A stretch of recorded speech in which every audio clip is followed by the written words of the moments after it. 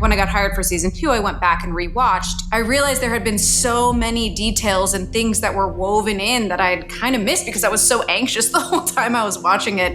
One thing that we talk about a lot that's really important is scene structure and perspective character. We really focus on in order to keep that anxiety heightened and kind of the tone and pacing of these scenes. Shit. Sunny is the most detail-oriented person I've ever met. He has an incredible ability to make absurd situations feel somehow possible. Like these characters are making these choices, and it really does snowball into these catastrophes, but somehow we totally understand how they got there.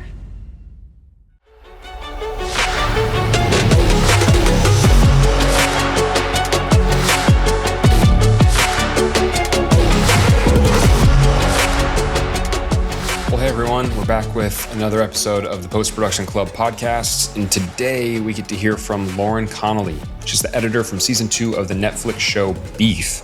This one's a good mixture of nerdy technical stuff. We also talk more lofty storytelling techniques as well, so kind of something for everyone. And we also talk about her thoughts on AI in the film industry as well. So, without further ado, roll the tape. All right, well, hey Lauren, thanks for coming on today. Hey Gavin, thanks for having me. How are you doing today? I'm doing really great. How are you? You know, just taking a day at a time. Day at a time. That's all we can do. Yeah, for sure. So super excited to have you on today to hear about your work as an editor on Beef Season 2. Let's just jump right in. I would love to kind of hear like what it was like for you coming in on Season 2, working on the show with the team.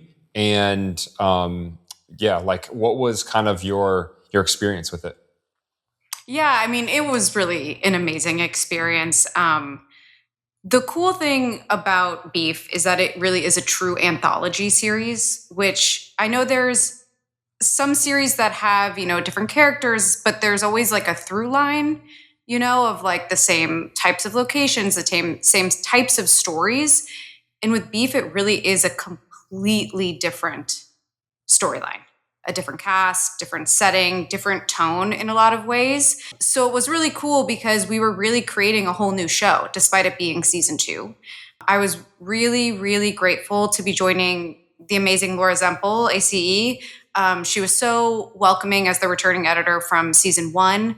And we had this really collaborative relationship. How the season worked is all of the episodes were cross-boarded, except for when they went to Korea. That was obviously all done at a different time. We really were getting scenes in for different parts of the episode, just all mixed together. And this season is so dense. It's so complex. It's such a huge ensemble. And there's so much detail in every scene, in every piece of dialogue. It was complicated to do that really out of order and all mixed together. My episodes were 2, 3, 6, and 7. We each had half the season.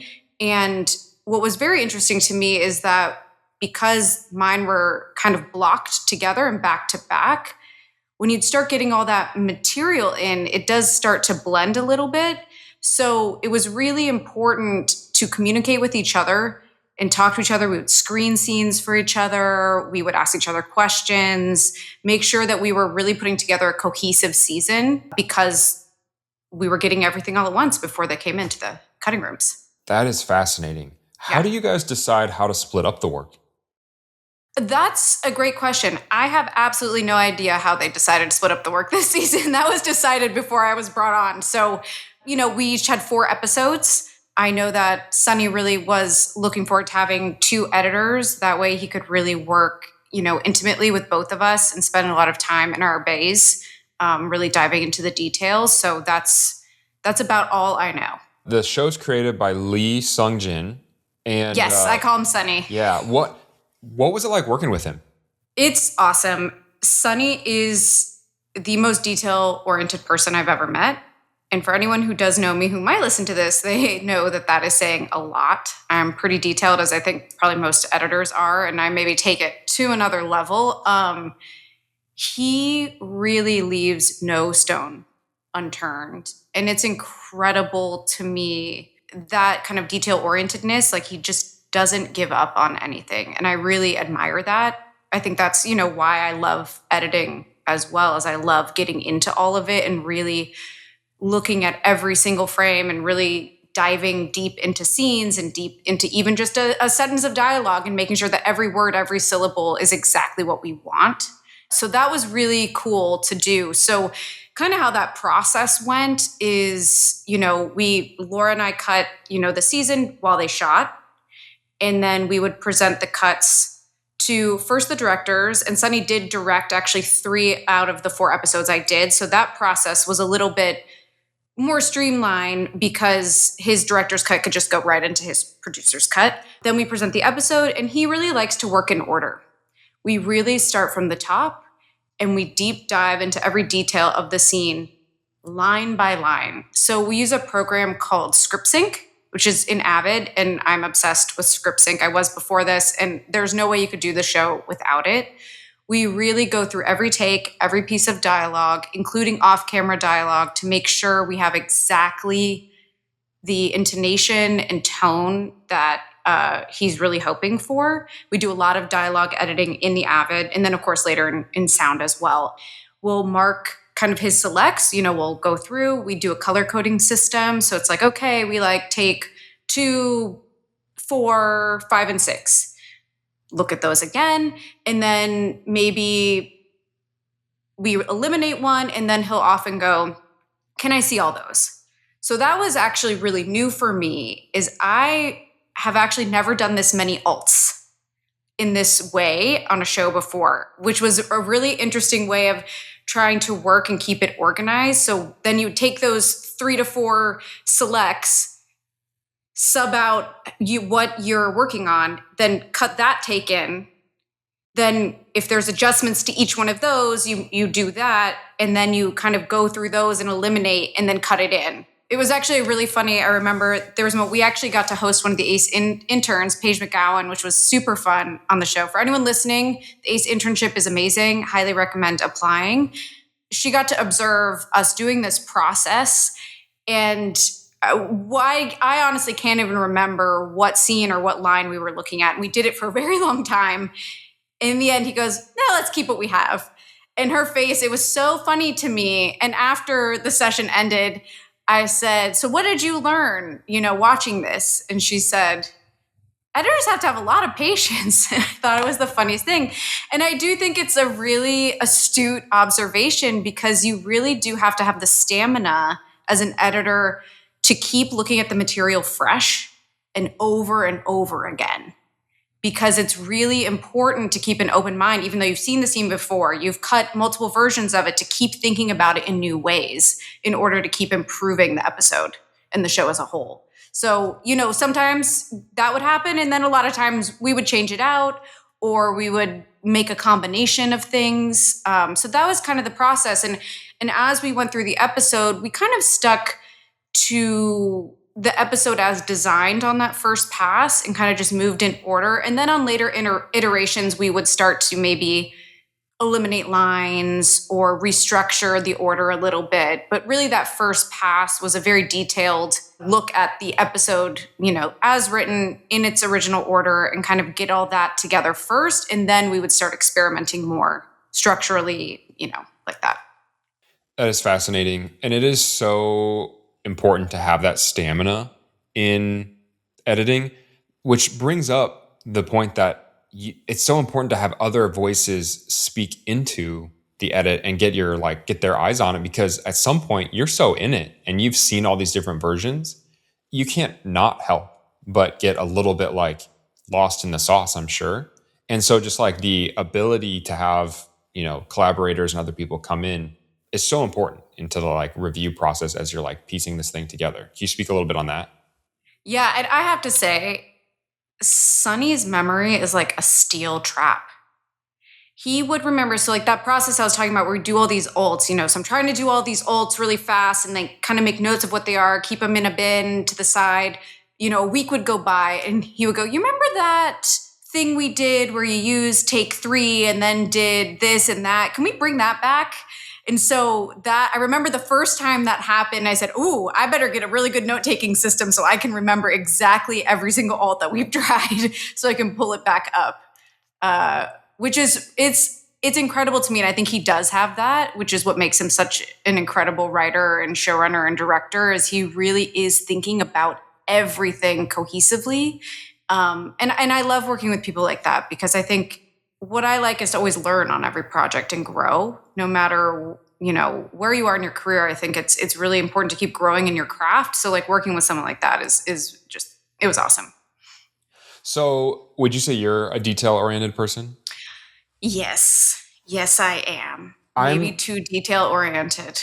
I'm curious But if like Sunny saw or responded to that in you, in your taste or instincts, that, and like if that made you a great fit for Beef. well, we'll have to call him up. I'll have to ask him if that is why. I do think he appreciated that. He really does. For me in general, the tone of Beef really does live in the detail. So I do think it takes a certain detail-oriented person to work on the show in terms of how willing you are to get into the weeds on things, because really you could change a word out of a sentence and use something for another take, and it would just change things completely in a way that I haven't actually experienced to this level on a different show. I mean, on every show you can do things like this, and you can experiment, and you can swap different takes into people's mouths and do all of that kind of stuff. But his ear and his voice and his comedic sense is so specific that really comes out in that detail work. And I do think too, for me, my favorite thing is to laugh when things are really dark. And I do think that's something that Beef does exceptionally well. So I do think that's why I also was a very good fit in terms of sense of humor for this one. That's cool. Yeah, you nailed that spot on. Speaking of tone, how much of the show's like anxiety is crafted in editorial versus like actually in the script? I mean, maybe that's why Sunny likes me. I'm like a really anxious person. Maybe that's why I'm a good fit. I have to say, I'll say season 1, that show made me so anxious. I was so anxious the whole time I was watching it. I was so anxious watching it that I feel like I didn't even get to appreciate the level of detail when I watched it as an audience member. And obviously, when I got hired for season 2, I went back and rewatched, even though I knew this was a completely different show. I wanted to really study his filmmaking a little more. When I watch TV, I'll admit, I do not try to watch it in that way. I really try to watch it as an audience member, because I think being able to watch my own dailies as an audience member makes me a better editor as well. So anyway, I rewatched the show, and I realized there had been so many details and things that were woven in that I had kind of missed because I was so anxious the whole time I was watching it. I do think a lot of that's in the writing. Obviously, the performances this season are exceptional. We do try to keep it alive, though, in the edit. One thing that we talk about a lot that's really important to Sunny is scene structure and perspective character. And I think those things we really focus on in order to keep that anxiety heightened, and kind of the tone and pacing of these scenes, and how we use the different types of coverage, and how we use the silences and the reactions and who we're on for what. It really does go into all of that. And escalation. I feel like the show does such a good job of like taking tiny moments and just allowing them to snowball into catastrophe. Like, how do you do that? I mean, we have to give credit to his writing. I mean, that really is, he has an incredible ability to make absurd situations feel somehow possible. Like, these characters are making these choices, and it really does snowball into these catastrophes, like you're saying, but somehow we totally understand how they got there, which is wild when you look at where we get to at the end and where we started at the beginning.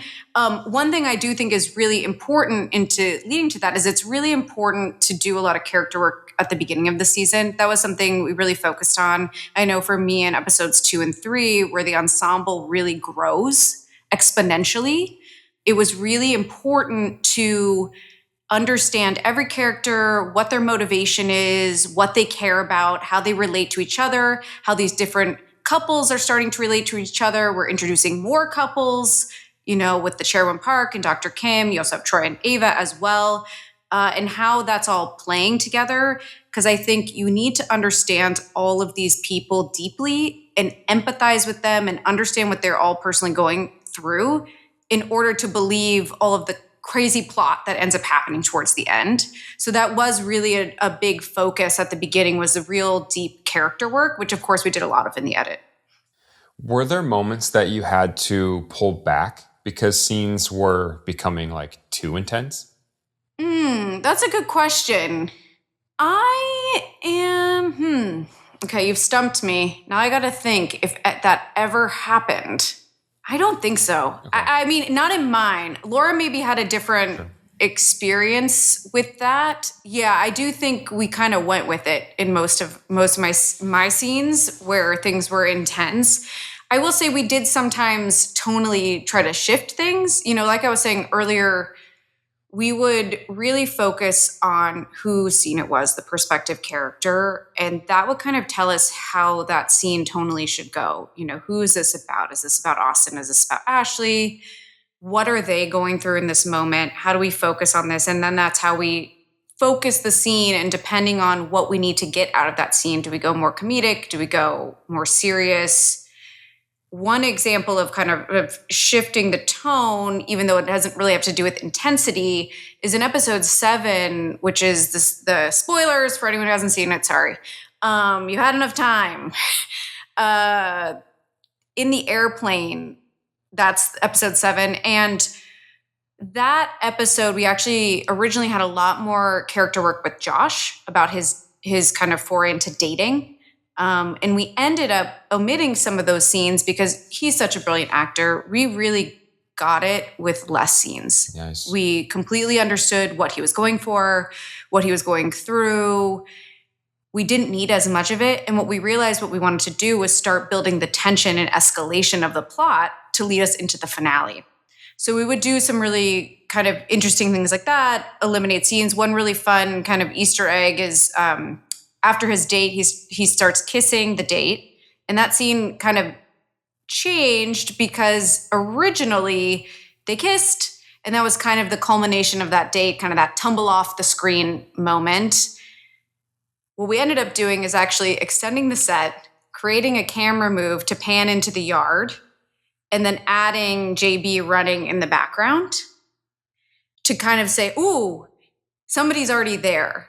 So we kind of knew things were happening, but we really wanted in that moment to re-bring that tension to the foreground, to like bring more of this plot-driven stuff forward. That's super cool. So fun things like that, yeah. So through VFX? Yes. That's a super cool example of an idea coming to life in post that was not originally there. Yes. Okay, technical questions. We've been talking plot. I'd love to kind of transition into more of the like nerdy editorial stuff. Love nerdy editorial stuff. Awesome. So how much coverage did you have for this show, and how did it compare to other shows you've worked on? I would say there was a good amount of coverage, but it was really planned out. They really had specific shot structure and ideas in mind about how they wanted to build these scenes. And so depending on the scene and how many people were in each scene, I would say it was a medium amount. I've definitely been on shows where we get, 9-10 hours a day, and it was not like that. Wow, that's crazy. Okay, so were you cutting always like in person? Were you doing things remotely? I kind of like to hear how studios are working. Yeah, we were really lucky to be in person for this one. We had the most incredible post team, and it was really amazing to all be together. Shout out to my amazing assistant editor, Josh Stein. Thank you so much. And the rest of our incredible post team. There's so many of them that I can't possibly list them all, but I wish I could. We were in person, and I think that was really, really important on this one, because of, all the things we've talked about, but really this collaboration. And I do think it's really important for editors to collaborate with each other and to really work as a team. I always look at as editors as the guardian of story. And so really our job is to make sure we're doing the best by this story and really protecting what's there, bringing, the directors and showrunners' vision to life. And I think you do that best when you all work as a team. When you talk about the episodes together, when you talk about things at lunch, when you ask, our awesome PAs to come in and take a look at this. What do you think? Which song do you like? That kind of stuff. It really makes the product better. Yeah. I mean, they say the film is written in the editing room a third time. Yes. Yeah. And what are you most proud of? What are you most proud of having worked on the show? There is a scene that I'm very proud of. That's one thing. So there's a scene in episode 3. It's when Austin is having lunch with Ashley and Eunice at the China Bamboo House. And what's interesting about that scene is, so like I said, we focus a lot on shot structure and perspective character. And something that Beef has is this kind of Beef rubric where the perspective character is usually in clean coverage and tighter than the other characters in a scene. This scene, we did a little bit of that, but a little bit differently. So the scene also switches perspectives halfway through. So as many of you who have edited dinner scenes, they're always hard. The eye lines are hard. They're always tricky. So we start the scene on a tight on Austin and we pull out and we see he's basically between these two women. And we've already seen earlier in that episode, he's starting to have feelings for Eunice. Now, of course, ironically, Ashley this whole time is encouraging him to be friends with Eunice, and she has no idea he's into her. So we start having this conversation. And although the first half of the scene is Austin's scene, we actually keep him in the dirty coverage. And this is because we want to see each woman that he's looking at kind of off to the side of him. We want to see that they're always in frame. And another thing that was really cool is that you'll notice in that first half of the scene, the women never have a single to single directly to each other. We're always communicating with them via Austin. So we only connect them through his lines or reactions. So if Ashley's saying a line to Eunice, we still go to Austin first, then to Eunice. Because this whole scene is about him kind of looking back and forth. So much of it happens in the silences and in his reactions. That's where the comedy is. That's where the tension is. Then we go kind of into that Beef rubric when it becomes Ashley's scene. And we go to her clean coverage when she starts to realize Eunice is a threat. And then you start to allow Ashley to actually look and speak directly to Eunice. You will have some singles of them back to back. That scene kind of creating that foundation and then playing with the silences and the reactions. And Charles Melton is so hilarious. That one I'm super proud of. It was quite a puzzle and really awesome. Yeah, it sounds super complex. And there's a lot that you're having to manage. Yeah, there is, I think with dinner scenes and stuff like that too, the eye lines, that is something on a lot of shows, showrunners and directors maybe don't care about that sort of thing. Jake and Sunny really, really do. And so keeping those things correct is very important. So you have to make those things work while still making that speak to the point of the scene. They really do want to keep a very clean structure and correct eye lines. Yeah, and I think another thing too that I'm really proud of, this scene is such a big ensemble, and I love working on ensemble pieces. And I think we had to do so much for me in episodes 2 and 3 about really deep diving into who these people were and bringing out these characters. And hopefully, despite them all making really bad choices, you still really empathize with them.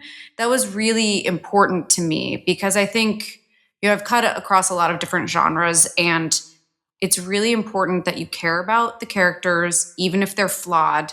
Even better if they're flawed, in my opinion. You care about them and you can empathize with them, because that's what makes for an interesting story and allows us to relate to each other and connect with each other, is really understanding why people make the choices they do, even if you wouldn't make the same one. So I'm really proud of that and how we really kept those things at the forefront while working on this season. That is awesome. What are some of your favorite movies, shows that exemplify that? Well, I'll say this. My favorite movie of all time is Singing in the Rain. And if you haven't seen it, go see it. It's the best. I'm a big old movie fan. Cool. I would say one right of there. it is a classic. It's a classic, and it's about Hollywood. It's very meta for you. I mean, the amount of shows out there right now. I do think we're still in this golden age. I know, unfortunately, the industry has gotten so much more difficult and so much slower. But the type of content that's coming out is really incredible. One show that I really love is called Trying. It's a show on Apple. It's a British show. It's about a couple who adopts 2 children, and I love it. I highly recommend it to anyone who hasn't seen it. I think it's on season 4, season 5. It's amazing. Yeah, I haven't heard of that one. So what's really crazy to me is a lot of people haven't heard of it, and then anyone who has is obsessed, and they freak out that I know about the show. So highly recommend. That's awesome. Okay. One thing I wanted to ask, going back to more technical stuff of cutting remotely in person, what has your experience been with the whole remote hybrid kind of workflow in your industry, especially having gone through COVID and stuff like that? In a lot of ways, I think Post actually received a huge benefit from this. So we were in person this whole time. We did also have access to Jump, which basically allows you to access your Avid from home. So I have a home set up as well. And essentially it's like a team viewer, or I don't know, any other softwares that do this, but you don't have to have the footage at your house. It all is still living at the office, and you basically are operating your Avid remotely. Yep. And same with Evercast and other softwares, where you can run the footage for directors who are out of the country or showrunners who need to work from home that day, et cetera, et cetera. It's kind of incredible. And I have to say, for me, I found sometimes my best ideas are when I'm not working, that I'll wake up and all of a sudden I know exactly how I want to fix a scene, or I have this crazy idea. And what's really cool about this stuff is I can just run to my Avid at home. Yeah. I don't have to get dressed and get ready and to drive to work. I can literally just go hop on, do it really quick, and then go to the office. Nice. Which is awesome. Yeah. I think it's really, really great. But there is still something about working with people that makes a huge difference. Yeah, for sure. Absolutely. Are you mainly cutting on the Avid, or are you doing anything on Premiere? I am. Okay. I am an Avid editor. I'm an Avid gal. I have cut on Premiere. I really do rely on the script sync program heavily. It just creates this interactive roadmap of the footage, and you can transcribe improvs, you can organize things, you can really get to every single take. You can divide the takes, you can divide a line into sections, a big monologue. You can add multiple starting points per that, so you can compare things really easily. It just really allows you to do a lot of detail work very, very fast. I feel like Premiere is trying to catch up with that aspect of the Avid. A lot of people, I think in the commercial space, more short form space and stuff, everyone's cutting on Premiere and even starting to go onto DaVinci Resolve. And I think you still see all the big shows and movies cut on the Avid, and there's a reason for that. And I think that is script sync. It's the thing that really, I think, sets it apart. And you've got text-based editing that's trying to grow more inside of Premiere and stuff, but it's just a fraction, I think, of the power of what the Avid offers as far as that goes. So it's always fascinating to hear how things are working. Yeah, and I think too, because we have so many people accessing Avids, we each have assistant editors, we have VFX assistants, all of that stuff. There's multiple machines that have to access the same footage, and Avid is really built to handle multiple systems accessing the same project. I know Premiere has started doing productions and things like that. I have not used that yet, so I can't speak to it, but yeah, Avid does make all of the kind of group project work well. Yeah. So. Which, if we know of anything from high school, group projects never went well. So No, they did not. Would you recommend to people that are kind of up and coming in this industry to learn and invest in experience on the Avid? I mean, 100%. If you want to go into scripted content, I highly recommend learning Avid. Most of the TV shows and films are using that. There are some that use Premiere, so I would highly recommend learning that too. And I would even learn Resolve. I mean, I think really learn everything you can. I think we are in a technology race per usual of all of these different programs, AI, everything. So knowing how to use all the tools at your disposal makes you, more inclined to be hired. Yeah. Yep. That's a great point. I think the narrative can kind of be, oh, Avid is out, is kind of like the old way of doing things. And so I think it's good to remind people that like, hey, it's important for a reason. It's used for a reason. And it's an incredibly professional software. I mean, it's really a high level editing tool that can do an incredible amount of things that you end up needing on bigger productions. It talks well with Pro Tools, which is what the, big sound, designers and mixers use. And, you're not creating your final stuff.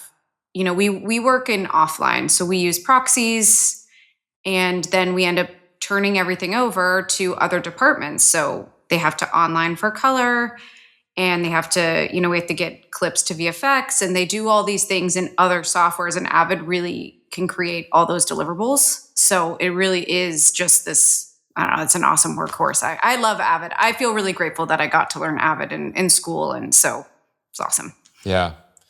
Yeah, well, that's good. That's good encouragement for the masses. And if you are up and coming in this industry, we're sorry. There's a big challenge. I know. Ahead. I'm really sorry. No. That's why this podcast exists, is for the people that are coming up, and so we can all, one, band together and cry, and then two, encourage each other. It's okay. We can keep going. Yeah. I mean, I think if you really love this and you really love editing, I still recommend it. You just are going to have to work really hard, and really, you have to really want it. You have to really be willing to put in the hours and put in the time and really do everything you can. I feel incredibly grateful to have a job where I can be creative and do what I love for a living. And, that's never a guarantee in life, unfortunately. So if you really love it, go for it. But definitely know it's not going to be super, super easy, especially these days. Yeah. And I'm not sure what industry is. That is very true. Yeah. I was thinking about this earlier, just kind of on that note of what it takes to make it in this industry. With you're mentioning AI and stuff, I feel like there's never been a better time to be in post, because if you see all of the AI generators, and say in some, you go down the timeline of that's how we end up making our shows and movies, or at least say some of them, it starts creating more work. You still need editors to piece these shots together. You still need VFX artists to clean up the things that aren't perfect. I do think there's probably some level of consolidation, which is hard to come to terms with, but I'm curious what your point of view is like on the whole thing. Yeah, I completely agree. I think, I remember someone once said to me, well, they won't need editors. They'll be able to make 30 versions of this movie in AI. And I said, well, what producer wants to watch 30 bad versions of this movie and then collate the good parts? And then is AI, you're going to who's typing those notes into the AI to tell them to do this scene and time code from this to this? You still need a person, an editor, to put all those things together. So yeah, I mean, I think the tools will continue, but I think we're not quite there yet. And I hope that, honestly, I hope we don't get there. Yeah. I mean, we should not be trying to eliminate ourselves. Yeah. The storytelling is about humans and human nature and connecting with each other. And so I truly do hope that the industry remembers that, and remembers how important all the different crafts people are and all the people who contribute to this is, because that is what it's all about. That's what's connected humans throughout all time, is story. So that's why we're here. Yeah, Do you see it as just like any other tool, just an advancement of the tool? Like, I guess let me phrase it this way. Do you think these same conversations were being had when people were cutting manually before digital I'm sure. NLEs existed? I'm sure there was some of that. I mean, I think with every technology, I mean, look, I don't know if you have the Waymos where you are, but my neighborhood is where the Waymo hub is, and there's driverless cars up and Oh down my no. street every single day. I mean, I feel like I'm living in the Jetsons. It's wild, and I have driven in them, and it's very cool and terrifying at the same time. And now when I walk outside, I don't even notice. Anytime there's these new technologies, humans have an amazing capacity for change and for development. And so we will keep learning and, evolving to use all of this new technologies. I do hope they don't take it too far because like every end of the world movie is literally about robots taking over. So like, let's not do that. We're trying to warn you. Don't do that. All right, you heard it here first, guys. Lauren has said, "Do not do that." Don't do it. That'll stop them. Yeah, they'll listen to me. Yeah, they always listen to the editor for sure. Yeah, well, that's all a really good point. I do feel like there's the argument too that I see of, well, it's not just a tool; it's technology that's been illegally trained on tons and tons of content that is replacing, massive amounts of people versus just another. A lot of people will compare it between like a hammer and a drill. You can build a house a lot quicker with a drill than you can with like a hammer. But the other side of that argument is you're replacing the entire architect, the building team, just to get a house made, as opposed to just another tool. Yeah, I think, and I hope, and I don't know, obviously, I'm definitely not an expert in any of this and have not done, nearly enough research or into any of it. But I do, when you talk about it, kind of learning off the art that humans have provided, well, for it to keep learning, humans have to keep providing that art. It's interesting because I actually look at my assemblies, like my first cut, like building a house. And what's really important to me is that you create a very strong foundation. And so if you look at houses, my house was built in the 20s. The materials, they're still standing. They're so solid. We had to repair something in our fireplace, and we had to take a brick out, and the bricks literally have 1924, embossed. I don't even know if that's the right word, on them. And the care of these materials and how these things were built brick by brick, what a 2x4 used to be versus what it is now. If you want something solid, you have to put the time and care in. And yes, maybe for a moment we can use all this amazing art and all this care people have put in and create these very cool things. But if we stop putting in those good materials, what is it going to be able to create? We're going to have to then go back to kind of, humans telling the story. The human mind is what can create true art like this, not AI. So, boom. Wow. Yeah, that's such a great metaphor. And it really is like, I think we're learning with this technology. I think we're learning what it's good at and what it's not good at and how we can use it, how we shouldn't use it. And I think we're in a phase that is very much testing, iterating, and seeing like, what role does it have in our creative process? Yeah. And I think, technology is an amazing thing. I mean, I wouldn't want to not have technology. It's part of why I love editing. It's like storytelling and technology at the same time. These things are all good. We just have to be careful. There's so many amazing things that AI and these types of, in terms of our healthcare and all these things that can be improved by using these advancements. So yeah, hopefully we just go on the right path. Yep. Well, we solved that issue. On to the next. Great, done. What other hot topics can I throw at you? I really wasn't prepared for such a hot button topic. I thought we were talking a little more about scene structure, but here we are. What? Scene structure on an editing podcast? No way. Okay, so I feel like we've got like a great picture of Lauren today and like having arrived working on this awesome show. I would love to kind of like maybe rewind a bit and hear how you got to this point, what your journey has been, Oh, and yeah, what can be kind of sure. gleaned for other people that are, wanting to get into editorial. Yeah, well, actually, it's funny we were talking about technology. So I grew up in Northern Virginia, right outside of Washington, D.C., and I went to a high school for science and technology. And that was where I actually discovered editing. So one of the requirements in that school, you had to choose a senior research lab. A lot of people chose robotics or, biochem and all this, and they had a video technology class. And I loved reading, I loved musical theater. I said, I'm going to take that.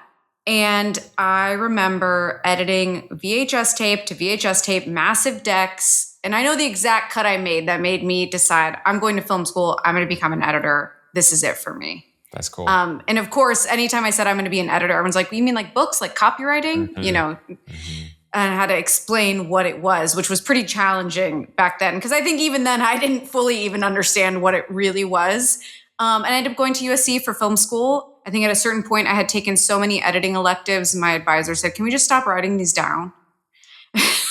I feel really lucky that I got to pursue something I love and I got to discover it so young and really, work on that craft for so many years. So after film school, I took a super traditional path. I actually became a personal assistant to the amazing Ian Gervais, writer-director, and he actually got me my first assistant editing job. He let me assistant edit on the movie he was doing, which was amazing.